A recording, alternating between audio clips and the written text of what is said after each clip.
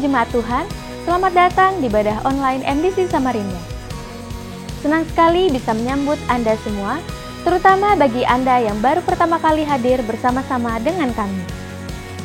Sebentar lagi kita akan masuk ke sesi pujian dan penyembahan, karena itu persiapkan diri Anda memasuki ibadah hari ini. Selamat menikmati ibadah. Dalam nama Tuhan Yesus kami puji Engkau, kami meninggikan nama-Mu Tuhan.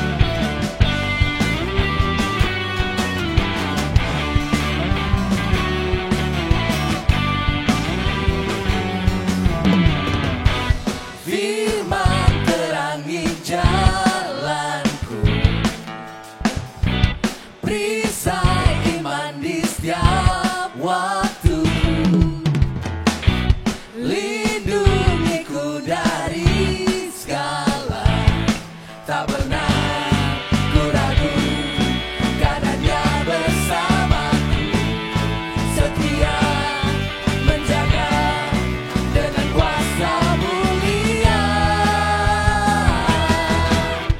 Hanya di dalam nama-Nya, Yesus Dia sumber pengharapan di sepanjang hidupku. Hanya di dalam kuasa-Nya pasti tersedia kemenangan bagiku selama-lamanya. Mari sejak kita puji nama Tuhan kita yang besar.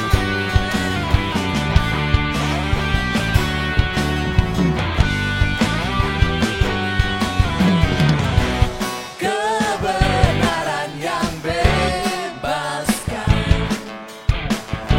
selalu berikanku kekuatan hadapi segala tantangan. Tak pernah ku ragu, karena Dia bersamaku, setia menjaga dengan kuasa mulia. Hanya di dalam nama-Nya, Yesus Dia sumber pengharapan di sepanjang hidupku. Hanya di dalam kuasa-Nya pasti tersedia kemenangan bagiku selama-lamanya.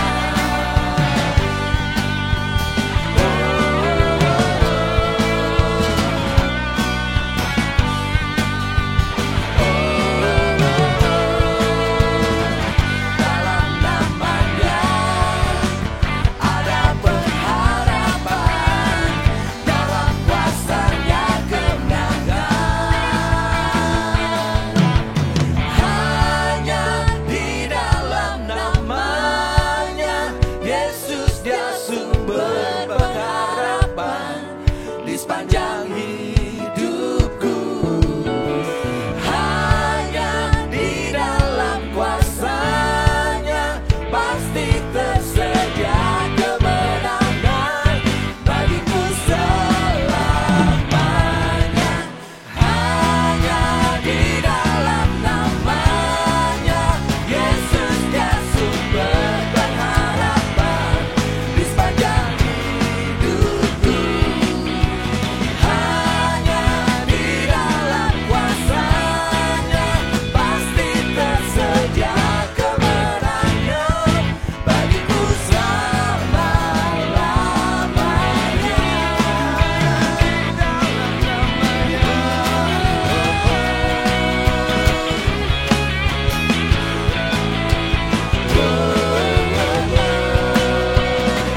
Dalam nama-Nya ada pengharapan, dalam kuasa-Nya kemenangan.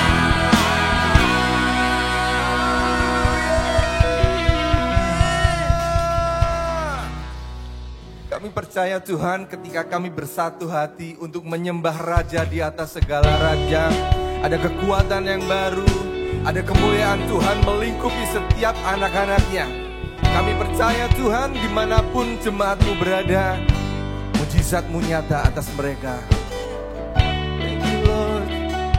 Kami menyembah-Mu, kami meninggikan-Mu.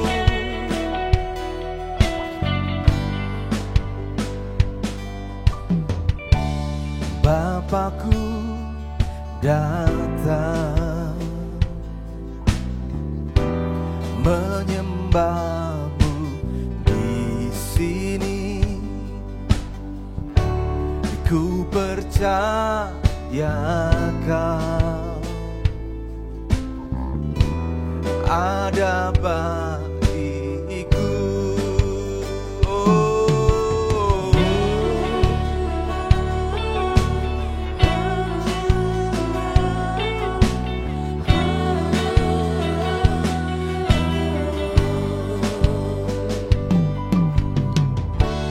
Bapakku datang menyembah-Mu di sini. Ku percaya Kau ada bagiku. Tak usah ku takut, sebab Kau sertaku. Tak usah ku bimbang, Kau di dalamku. Tak usah ku cemas, Kau penghiburku. Saat ku lemah, Kau kuatku. Ku nyanyi haleluya,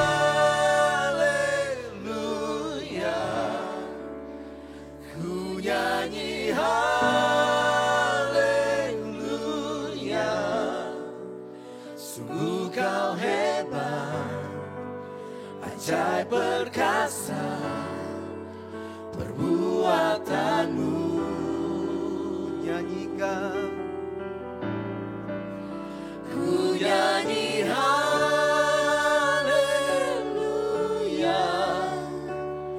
ku nyanyi haleluya.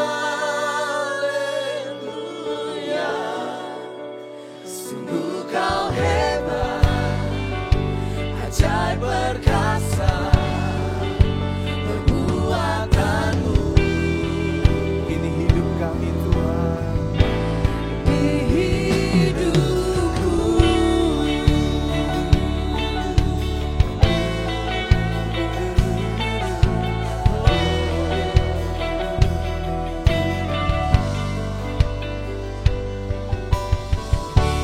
Bapakku datang menyembah-Mu di sini. Kami percaya, ku percaya Kau ada bagiku. Kami tidak takut, tak usah ku takut, sebab Kau sertaku. Tak usah ku bimbang, Kau di dalamku. Tak usah ku cemas, Kau penghiburku. Saat ku lemah, Kau kuatku.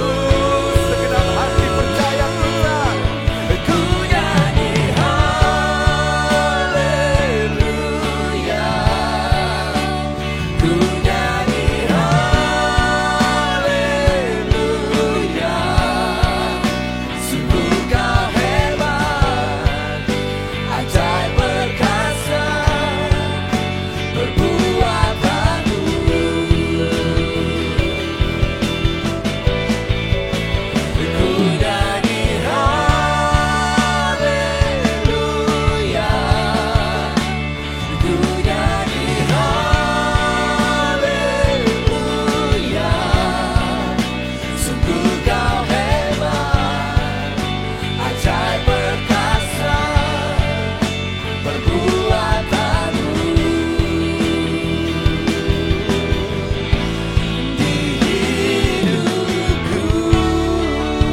kami memuji Engkau, hati kami berseru bahwa Engkau Raja di atas segala raja. Apapun yang terjadi atas kehidupan kami di bumi ini, kami berseru bahwa Engkau Raja, Tuhan yang berkuasa atas hidup kami. Kami tidak takut, kami tidak gentar. Tak usah ku takut, sebab Kau sertaku. Tak usah ku bimbang, Kau di dalamku. Tak usah ku cemas, Kau penghiburku. Saat ku lemah, Kau kuatku. Ku nyanyi haleluya, ku nyanyi haleluya. Sungguh Kau hebat, ajaib perkasa, perbuatanmu.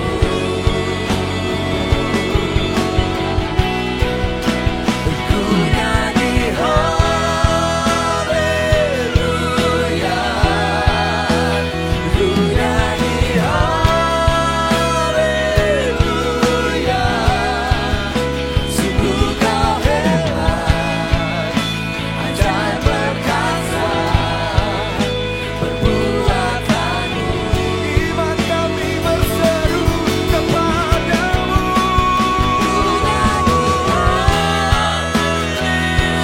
Haleluya, nyanyikan haleluya, haleluya.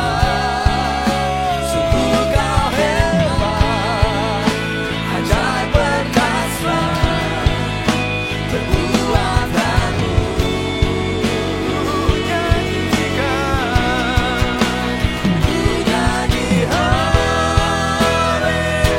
haleluya, ku nyanyi haleluya. Sungguh Kau hebat, ajaib perkasa, perbuatanmu. Di hidupku,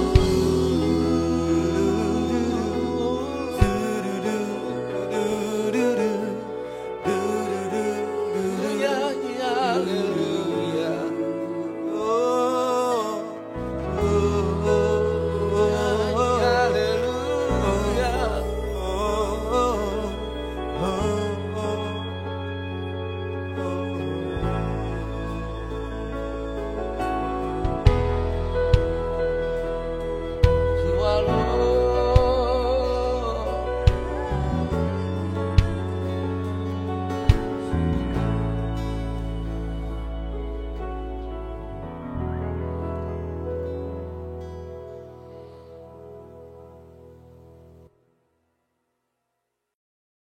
Menjadi tua itu otomatis, tetapi menjadi dewasa itu adalah pilihan. Dan setiap orang akan mencapai ketuaan, tetapi tidak semua orang mencapai kedewasaan. Oleh sebab itu, Alkitab mengatakan begini, Yesus akan datang kembali ke dunia sebagai mempelai laki-laki. Dan jemaat gereja adalah sebagai mempelai wanita. Dan sebagai mempelai laki-laki, Tuhan Yesus sudah tentu Dia akan mencari jemaat yang mencapai tingkat kedewasaan. Yesus nggak mau mencari Kristen yang anak-anak. Saya mau bertanya, adakah di antara kita yang mau menikah dengan anak-anak yang usia 5 tahun? Adakah di antara kita ada mau memiliki istri yang masih umur 3 tahun, yang masih nggak bisa apa-apa, yang masih ingusan? Tentu tidak, bukan? Tentu semua orang menikah menghendaki wanita yang sudah dewasa atau pria yang sudah dewasa. Demikian pula Yesus. Yesus akan datang kembali sebagai mempelai, Dia mencari jemaat-jemaatnya yang sudah dewasa. Oleh sebab itu, Tuhan menghendaki kita menjadi jemaat yang dewasa. Minggu ini kita merayakan hari ulang tahun gereja kita yang ke-26. Angka 26 itu adalah angka yang cukup dewasa. Pertanyaannya, sudahkah kita menjadi orang Kristen yang dewasa? Bapak Ibu yang kasih dalam Tuhan, untuk menjadi orang Kristen dewasa itu perlu proses pertumbuhan. Nah, berbicara mengenai pertumbuhan, tentunya pasti tidak bisa tidak harus ada perubahan. Contohnya di dalam kehidupan anak-anak. Ketika seorang masih bayi, semua yang dilakukan bayi itu serba lucu. Nangis lucu, dia ngambek juga lucu, dia menjatuhin barang, mecahin barang. Oke, orang tua masih bisa tolerir. Bahkan kadang-kadang kalau anak-anak kita yang masih kecil itu ngambek, kita iseng, divideoin, direkam. Lucunya gimana kalau anak kita yang masih bayi itu ngambek, mukanya bikin peok, lucu. Pertanyaan saya, ketika seorang anak mencapai usia 17 dan dia melakukan hal-hal yang sama seperti yang direkam tadi itu, apakah itu masih lucu? Ketika kita sudah mencapai 17 tahun, kita masih ngambek, kita masih buang air sembarangan, tentu itu akan menjengkelkan. Tentu itu tidak menyenangkan. Kita mau sudah dewasa, anak harus menunjukkan kedewasaannya. Nah, itu sebabnya saudara kasih dalam Tuhan, mari kita menjadi orang Kristen yang dewasa. Di dalam kitab Injil Yohanes, Yesus berkata begini, dalam percakapan dengan Nikodemus, Tuhan Yesus berkata, "Aku berkata kepadamu, sesungguhnya jika seorang tidak dilahirkan kembali, ia tidak dapat melihat kerajaan Allah." Orang yang baru bertobat, menerima Yesus disebut lahir baru. Hal ini berbicara mengenai kekristenan. Kekristenan adalah pertumbuhan. Oleh sebab itu, kepada Nikodemus, dia berkata, kalau kamu ingin melihat kerajaan Allah, harus lahir kembali. Artinya, harus mulai jadi dari bayi dahulu. Bapak Ibu yang kasih dalam Tuhan, inilah yang disebut pertumbuhan. Dan kalau kita ingin menjadi kekasih-kekasih Tuhan yang akan mendampingi dia di dalam pesta perkawinan anak domba, maka mau tidak mau kita harus memacu diri menjadi orang Kristen yang dewasa. Bapak Ibu, kita memulai kehidupan kekristenan kita berdasarkan atau dimulai dari kita membutuhkan. Jujur, pertama kali kita menjadi orang Kristen, apa yang kita doakan? Apa yang kita harapkan? Kita waktu menjadi orang Kristen tujuannya tentu pengen selamat, supaya sakit disembuhkan, ekonomi mapan. Pokoknya kekristenan itu diawali dengan membutuhkan Tuhan. Orang menjadi orang Kristen karena kita butuh Tuhan. Butuh keselamatan, butuh pengampunan dosa, butuh kaya, butuh jodoh, butuh sakit disembuhkan. Semua. Hampir semua orang menjadi Kristen karena kebutuhan. Paling tidak karena butuh masuk surga. Tidak ada yang salah dengan kebutuhan itu tentu. Kita semua, saya juga menjadi orang Kristen karena saya butuh Tuhan. Ada sesuatu yang kita inginkan, kita dapatkan dari Tuhan. Baik.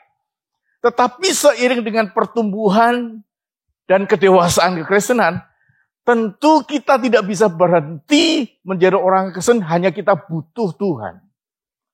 Bukan berarti kita tidak butuh Tuhan, tetap sampai mati kita butuh Tuhan. Tetapi ada hal yang lebih indah daripada membutuhkan Tuhan. Ketika kita menjadi orang Kristen yang sudah dewasa, maka selain kita membutuhkan Tuhan, kita juga harus mengasihi Tuhan. Mengasihi Tuhan itu adalah tingkatan kedewasaan setiap orang Kristen yang harus dicapai. Kita tidak boleh dan kita tidak cukup menjadi orang Kristen hanya karena kita butuh Tuhan, butuh ini, butuh itu. Tidak cukup. Saatnya kalau kita sudah mencapai kedewasaan, kita harus menjadi orang-orang Kristen yang mengasihi Tuhan. Membutuhkan itu kita menerima, mengasihi itu kita memberi. Dan itulah tanda kedewasaan kekristenan, kedewasaan rohani. ketika kita mengasihi Tuhan. Bapak Ibu yang kasih dalam Tuhan, orang bisa menjadi orang Kristen bertahun-tahun. Belum tentu dia dewasa. Belum tentu orang menjadi seseorang yang memiliki kedudukan menunjukkan kedewasaan. Belum tentu. Bahkan secara penampilan, walaupun orang berjenggot, orang kekar, orang udah rambutnya barangkali sudah putih, tanda sudah tua, belum tentu penampilan seperti itu menunjukkan kedewasaan. Karena kedewasaan tidak dilihat dari itunya.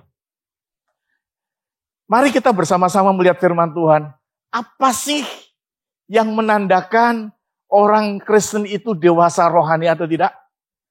Untuk itu kita akan membaca firman Tuhan yang diambil dari kitab 1 Korintus pasal 13 ayat 11 yang berbunyi sebagai berikut.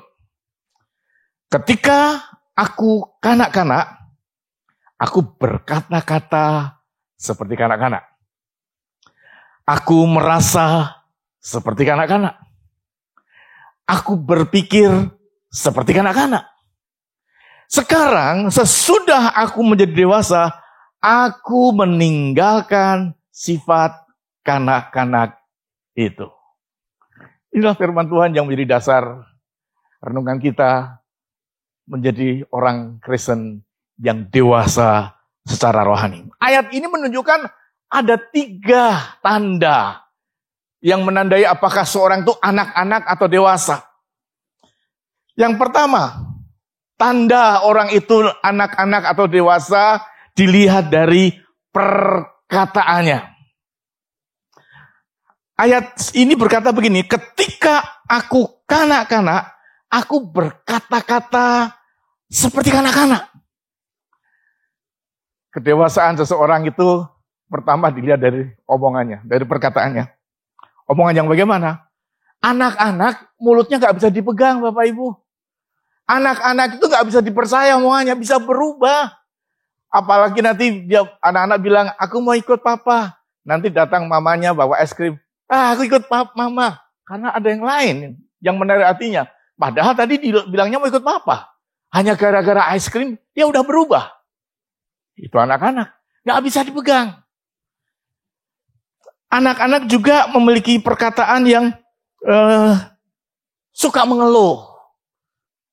Anak-anak memiliki perkataan yang tidak bisa membuat seorang yakin apakah dia ini bisa dipercaya atau tidak.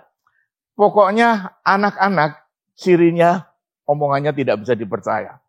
Berbeda dengan orang yang dewasa.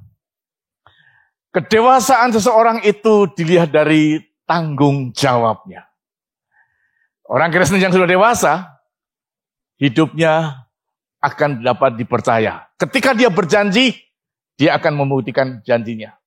Ketika dia membuat keputusan, komitmen, maka dia akan memegang teguh komitmen yang dia ucapkan.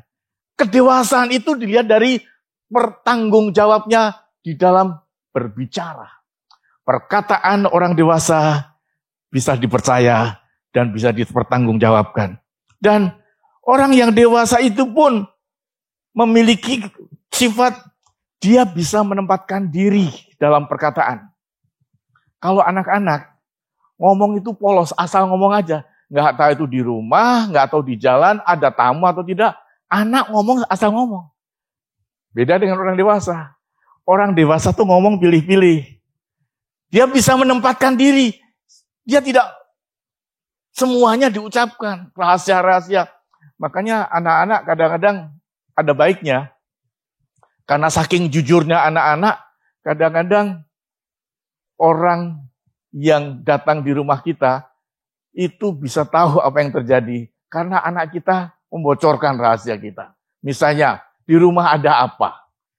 Tadi orang tuanya bagaimana? Kadang-kadang keceplosan anak-anak itu. Karena memang anak kecil tidak punya sensor. Ini baik, ini buruk, nggak bisa. Anak kecil tidak bisa membedakan baik dan buruk di dalam perkataannya. Dia omong aja. Berbeda dengan orang dewasa. Orang dewasa bisa membedakan. Ini pantas atau tidak pantas. Ini baik, ini buruk. Ini membangun atau ini merusak. Itu orang dewasa. Bapak Ibu yang kasih dalam Tuhan, bagaimana perkataan kita? Apakah perkataan kita sudah menunjukkan kedewasaan itu? Yaitu perkataan kita bisa dipercaya, orang bisa pegang omongan kita, janji kita kita tunjukkan. Bagaimana dengan ketika kita membuat satu ikrar, komitmen? Bisakah kita bisa dipegang komitmen kita? Memegang komitmen itu adalah bukti dari kedewasaan. Saudara, saya ingat, saya catat, dan saya perhatikan.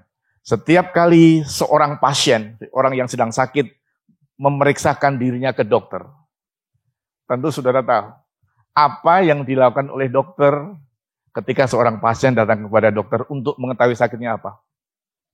Pertama-tama, dokter akan bilang sama pasien, tolong buka mulut dan julurkan lidahmu.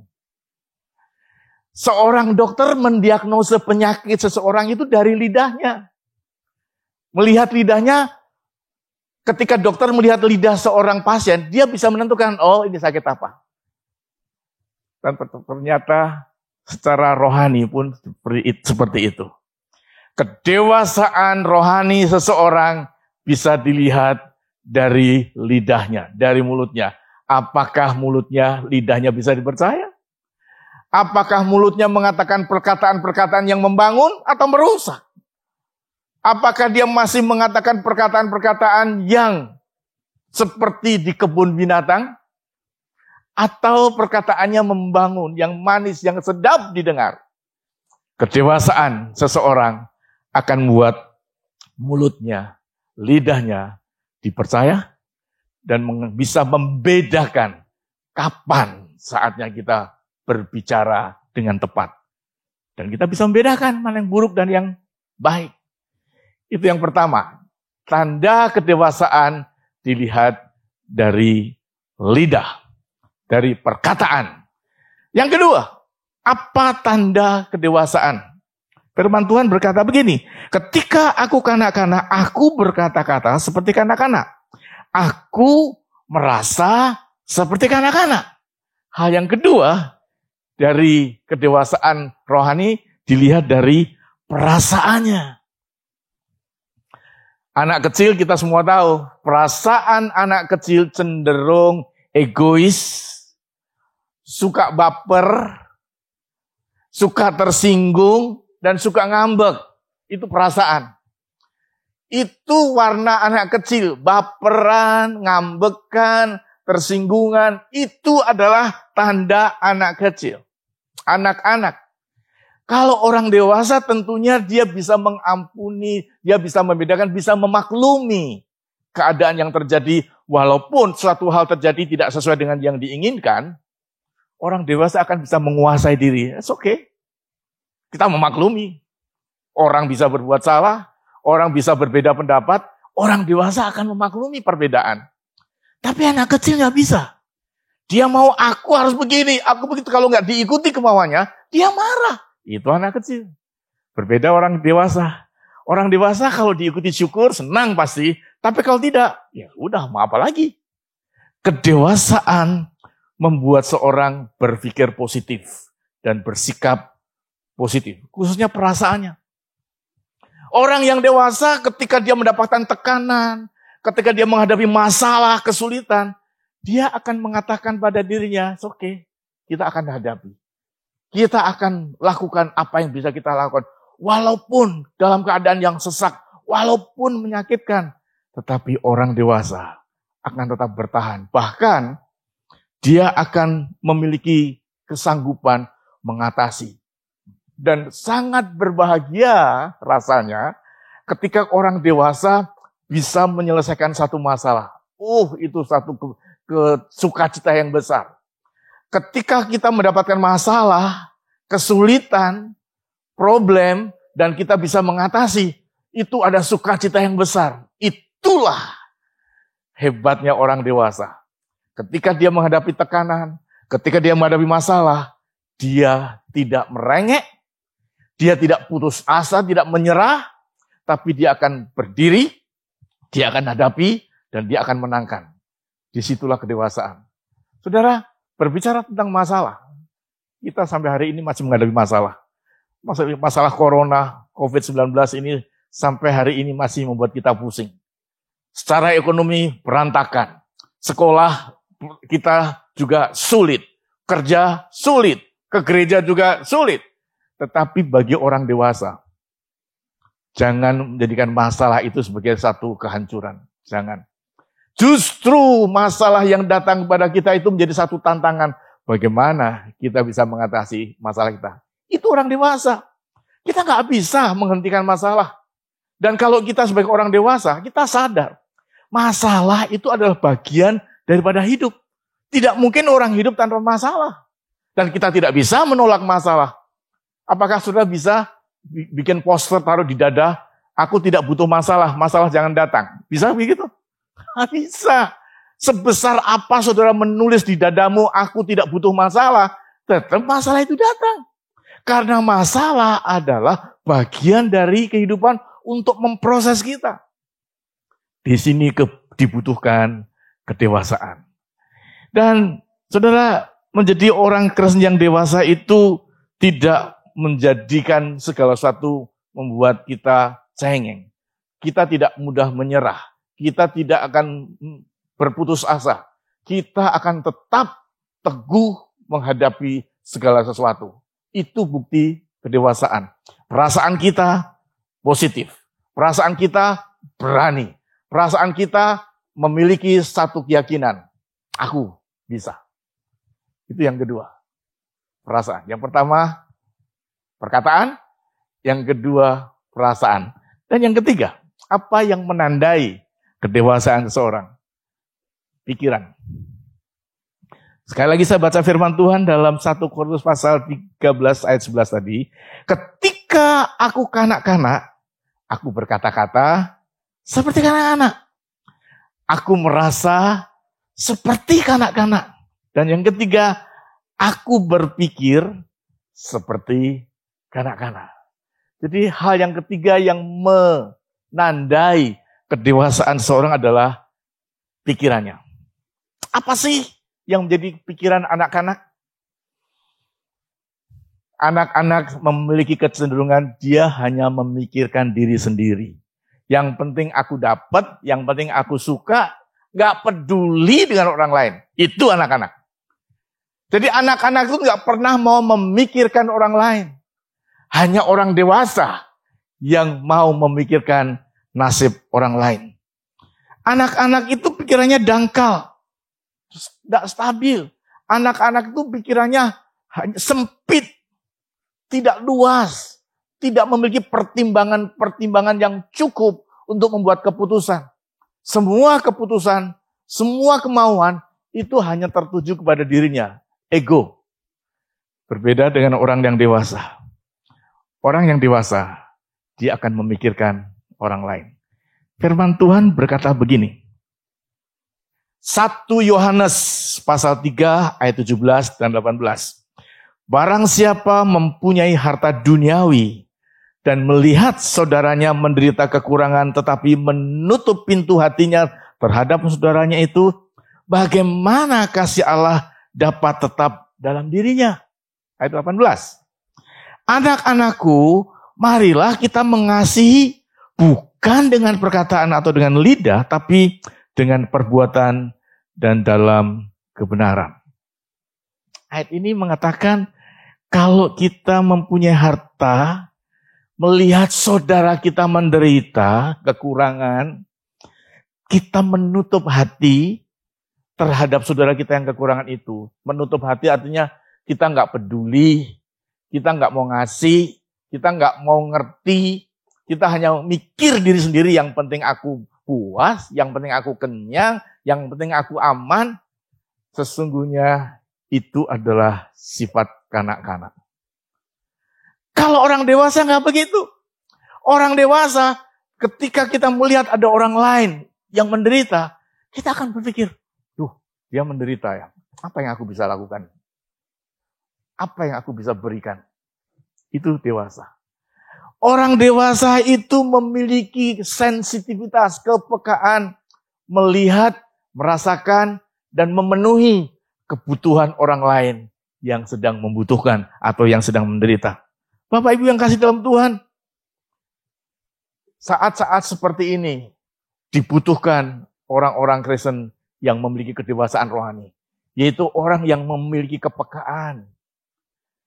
Jangan kita hanya memikirkan diri sendiri, tapi marilah kita memikirkan orang lain. Ketahuilah bahwa gereja Tuhan ada di atas muka bumi. Tuhan Yesus membangun, mendirikan gerejanya, supaya gereja itu mengayomi umat Tuhan. Supaya gereja itu bisa menjadi terang. Gereja itu bisa menjadi jawaban. Gereja itu bisa memberikan satu solusi atas kehidupan-kehidupan manusia yang sedang mengalami penderitaan dan kesulitan. Itulah tujuan Tuhan mendirikan gereja.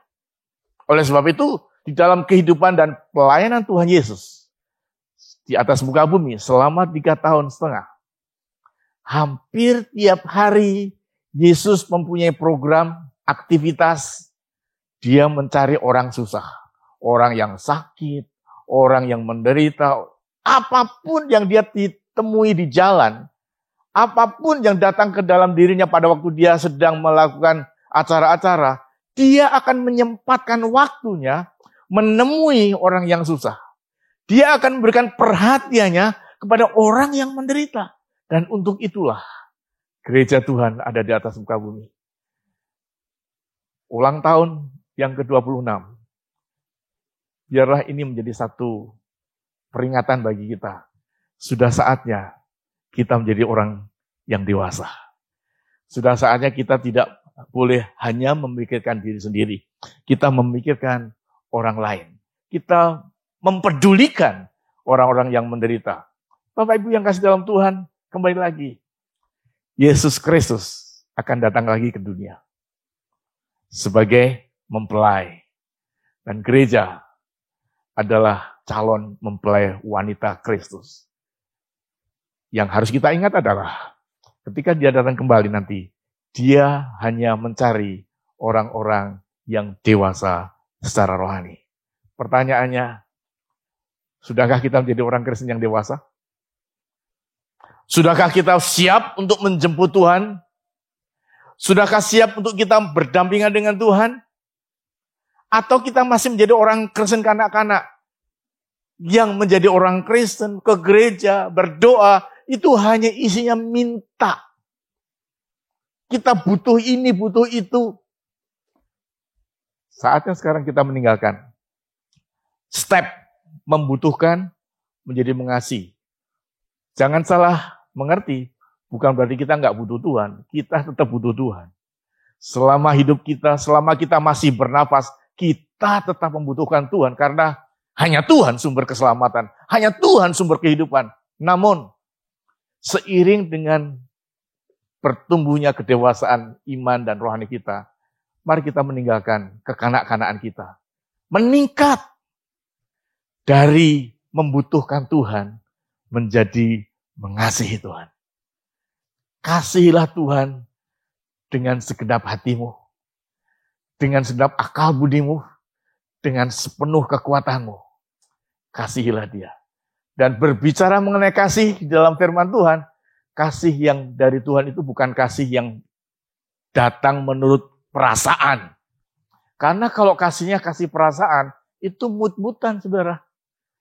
Ada kalanya mood itu datang suka, ada kalanya kita nggak mood, kita nggak suka. Namanya perasaan. Perasaan come and go, datang pergi seenaknya.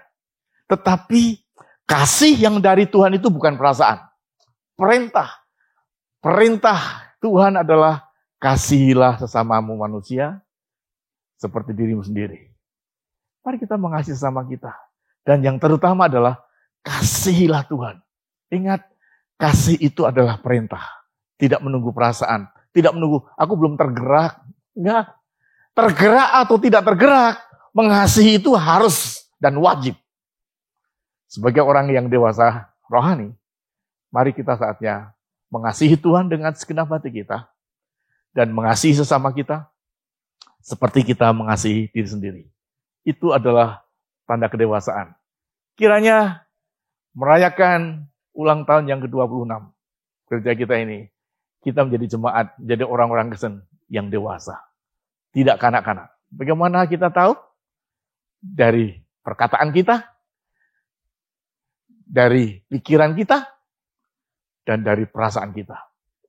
Biarlah lidah kita menjadi orang-orang yang dapat dipercaya. Menjadi orang yang tidak bermain-main, tapi orang yang sungguh-sungguh. Dari perasaan kita, marilah kita merasakan hal-hal yang dari Tuhan. Hati Tuhan yang kita rasakan. Kita tidak menjadi orang yang cengeng. Tidak menjadi orang yang mudah tersinggung.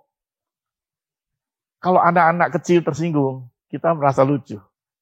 Tetapi kalau orang Kristen yang sudah tua, yang sudah sekian lama menjadi orang Kristen, masih tetap tersinggung, rasanya itu bukan lucu, tapi menyebalkan. Kiranya kita menjadi orang Kristen yang dewasa, di mana perkataan kita, perasaan kita, dan pikiran kita betul-betul mencerminkan kedewasaan yang dari Tuhan. Tuhan memberkati. Mari kita bersyukur buat firman Tuhan. Ya Tuhan Allah kami yang di surga,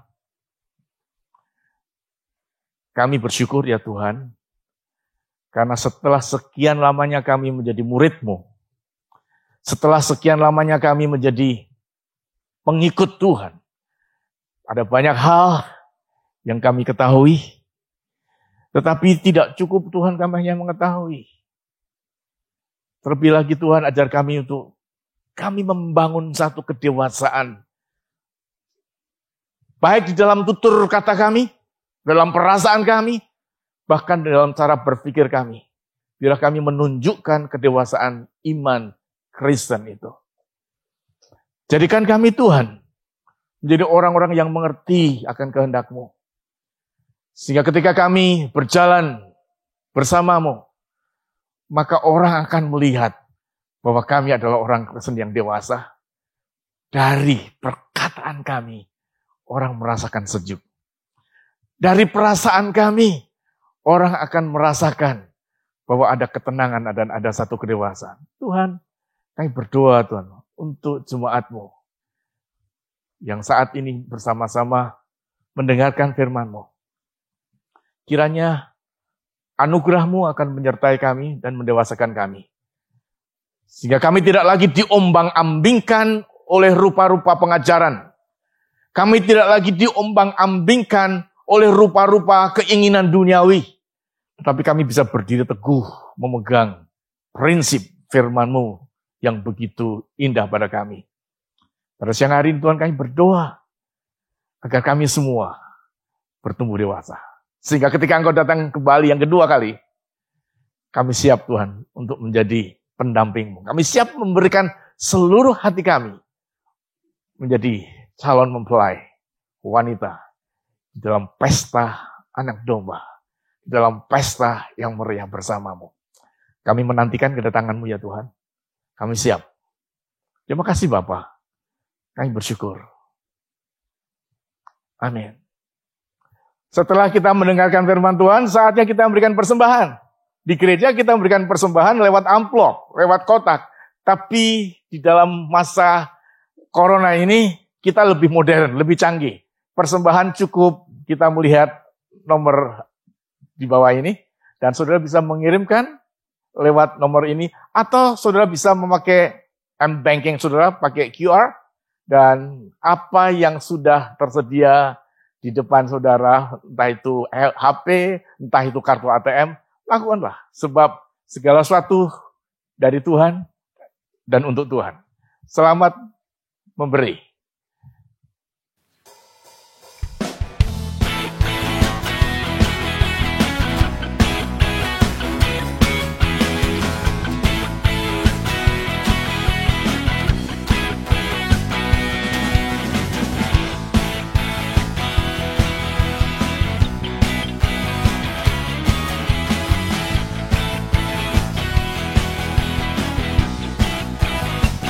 Namanya Tuhan.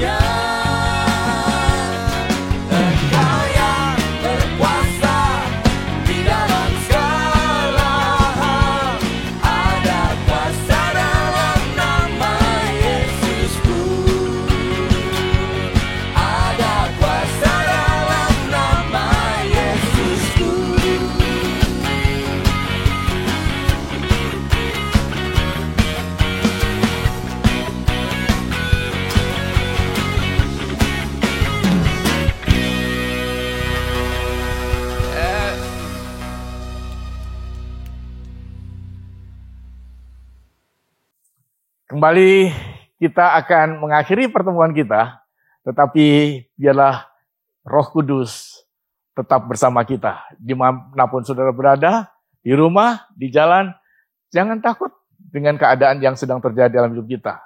Walaupun keadaan makin parah, tetapi Tuhan berkuasa untuk melindungi saudara. Mari kita akhiri pertemuan kita dan terimalah berkat Tuhan. Kiranya Tuhan yang sumber damai sejahtera akan memberikan kau sukacita. Kiranya Tuhan yang sumber kehidupan memberikan kau ketenangan dan kesehatan. Dan Tuhan yang adalah sumber dari segala sesuatu yang ada akan memberikan kita damai sejahtera. Sebab itu, kiranya berkat Allah Bapa, Putra, dan Roh Kudus di dalam nama Tuhan Yesus yang memberkati engkau, berkati keluargamu, usahamu, berkati studimu, bahkan berkati buah kandunganmu. Sehingga engkau akan dibuat Tuhan, dipuaskan dengan anugerah dan berkatnya. Di dalam nama Yesus Kristus. Amin. Terima kasih telah mengikuti ibadah kami secara online.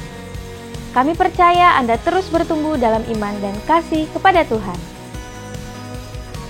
Memberikan persembahan adalah bagian dari ibadah online ini, sebagai tanda ucapan syukur kita kepada Tuhan.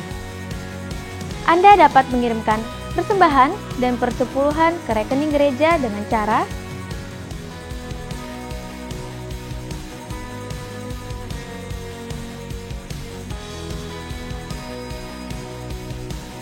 khusus para teenager, ikutilah ibadah online Image Teens setiap hari Sabtu pukul 6 sore melalui channel YouTube Image Teens Samarinda.